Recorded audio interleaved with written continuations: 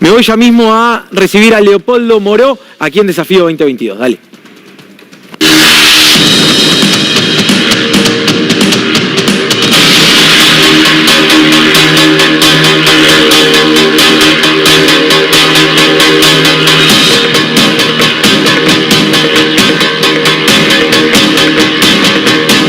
Bueno, Leopoldo Moró, buenas noches, ¿cómo le va? ¿Qué tal? ¿Cómo andás? Estaba viendo recién lo que mostrábamos. Sí, por supuesto.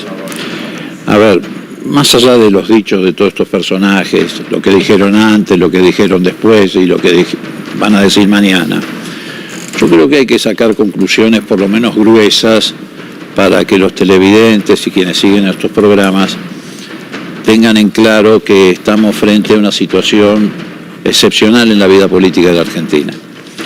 Entre otras cosas es excepcional porque nunca desde el Poder Judicial, por lo menos desde un sector del Poder Judicial, se persiguió, se hostigó, se estigmatizó de esta manera a un dirigente político, en este caso Cristina Kirchner. No hay precedentes en la historia de una persecución de este volumen. Probablemente se podrá comparar, bueno, si nos vamos muy atrás, con un hombre como el caso de Irigoyen o Perón, y si nos vamos un poco más atrás también con la situación o el caso de Eva Perón. Pero incluso Eva Perón en vida no sufrió tanta persecución porque lamentablemente falleció muy joven. Sí la siguieron persiguiendo cuando ya estaba muerta, cuando se escondían el cadáver, etc. Pero el caso de Cristina es un caso excepcional. Y hay un poder judicial que no solamente actúa como guardaespaldas de Macri, sino que actúa como guardaespaldas incluso de estos potenciales asesinos. Ese es también un hecho absolutamente inédito en la historia institucional de la Argentina. Yo creo que Cristina no tiene ninguna garantía en este país. Yo creo que ella tiene que ir a tribunales internacionales. ¿Por qué? Porque es evidente que este sector del Poder Judicial no solamente ha decidido, como ocurrió, perseguirla fabricando causas, inventando delitos inexistentes, asociaciones ilícitas que solamente están en la imaginación de fiscales como Luciani y su compinche, sino que incluso ha decidido denegarle justicia.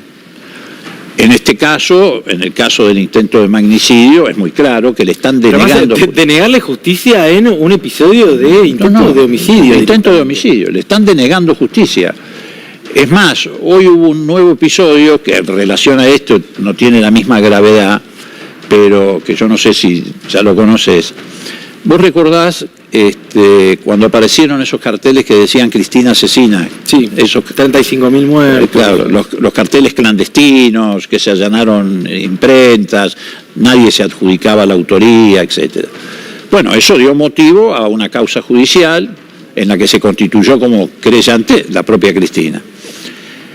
Un juez penal ordinario se declaró incompetente, dijo, no, yo esta causa no la tomo.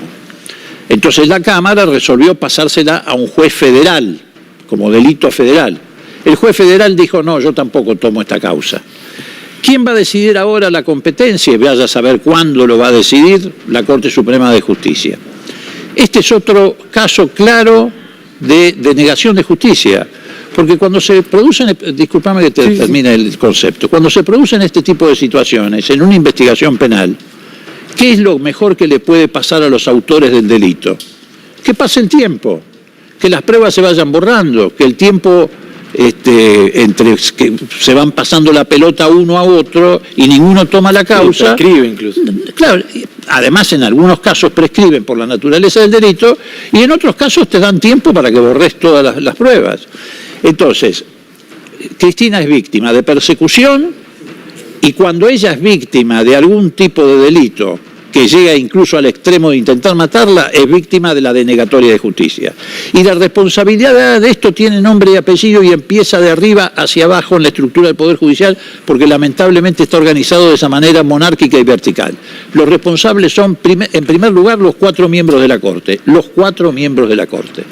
Y uno de ellos con más responsabilidad que otros, que es el que se autodesignó presidente del Consejo de la Magistratura, donde también traban toda posibilidad de sancionar, por ejemplo, a estos 3 camaristas que, te reitero, ya francamente actúan de matones y de guardaespaldas del macrismo. No solamente le han liberado a Macri de chanchullos económicos, sino que lo han liberado del plan sistemático de espionaje ilegal, etc.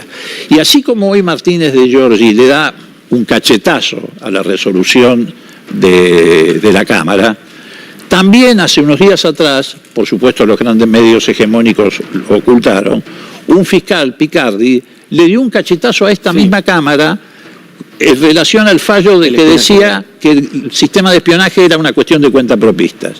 Esta Cámara dijo, en el caso de los familiares de los submarinistas, que ponían en peligro la seguridad interior y la vida del presidente porque hacían misas. Y estos otros, que hacían amenazas de muertes explícitas, que tiraban antorchas encendidas a la Casa de Gobierno, etcétera, no, eso no ponen en riesgo la seguridad interior. ¿Y sabes por qué la ponen en riesgo, además?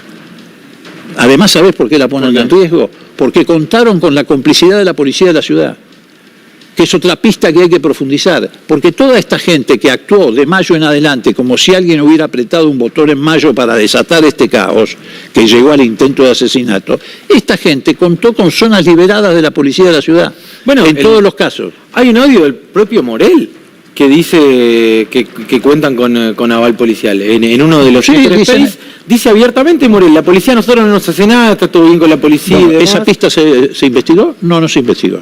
Como tantas otras que han surgido de esta situación que se dio con el intento de asesinato de Cristina. Entonces, ¿qué garantías tiene Cristina Kirchner? Ninguna en este marco. En realidad, ningún argentino tiene garantías en esta situación.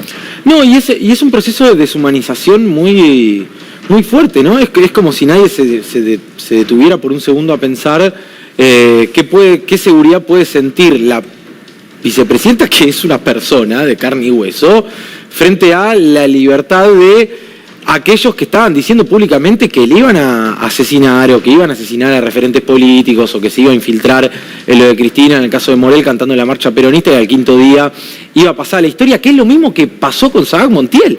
Sabac Montiel se infiltra unos días en lo de Cristina, intenta, de hecho, el sábado anterior cometer el atentado, y cuando tuvo la oportunidad lo perpetró, por suerte fracasó.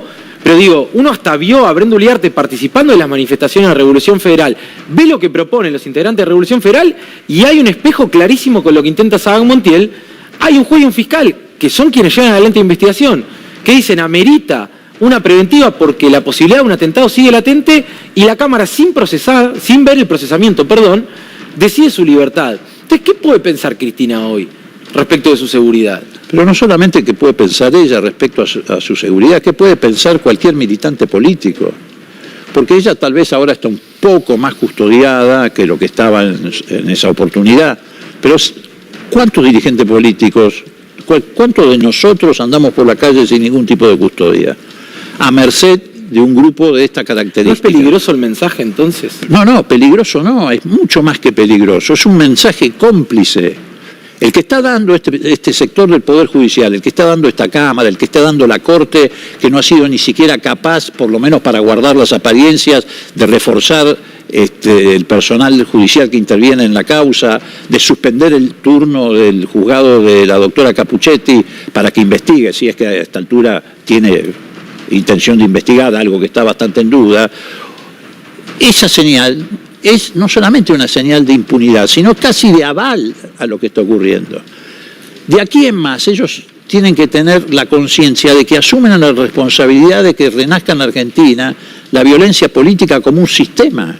¿A ese nivel lo llevas? Pero por supuesto, tienen que asumir esa responsabilidad, porque además, en algún punto, esta impunidad que tienen ellos se va a acabar, como se acabaron tantas impunidades en el pasado, y van a tener que rendir cuenta.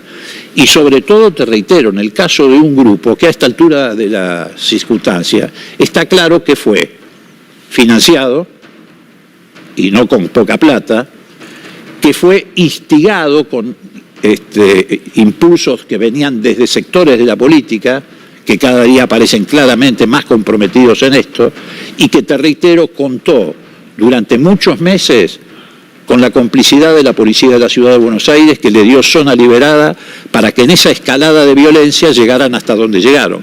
Vos acabás de mencionar el hecho del 27 de agosto, creo que fue, cuando se intentó por primera vez asesinar a Cristina Kirchner. Ese hecho coincidió el mismo día en que la policía de la ciudad copó la zona, puso las vallas. Bueno, entonces digo, a esta altura de las circunstancias está muy claro, reitero, que hay una complicidad que se ha anidado en uno de los poderes más importantes de la República, que es el Poder Judicial, porque en ese poder es donde están las garantías de los ciudadanos, y no hay ninguna garantía, no solamente para Cristina, desde ya, no solamente para Cristina, sino para nadie. Entonces, por eso creo que es un compromiso que debe adoptar toda la sociedad, sanear el Poder Judicial. Y en términos estrictamente procesales, te reitero, yo creo que Cristina tiene que acudir a los tribunales internacionales. No tiene garantías en la Argentina. Leopoldo, muchísimas gracias por venir hoy. Acá en Desafío 2022 pasaba Leopoldo Moro, bueno, completísimo como siempre.